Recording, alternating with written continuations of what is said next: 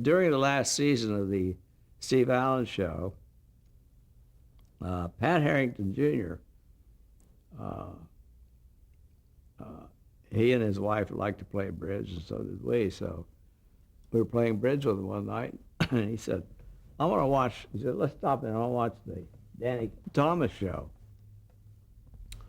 because they were thinking about using Pat on the show. It turned out they were doing a pilot of the Andy Griffith Show that night. Now, I didn't even know it. Andy was still back in New York, so I hadn't seen him in a long time. He was doing a musical on Broadway. So when I saw this, it was of the sheriff in a small town, and I said, "Gee, he could use a deputy." So I called him in New York, and he said, "That's a hell of an idea."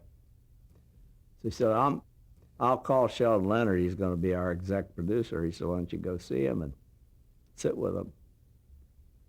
And so that's how I went in and talked to Sheldon. We kicked it around for a while, and I waited several weeks and finally got the call to come in and do the show.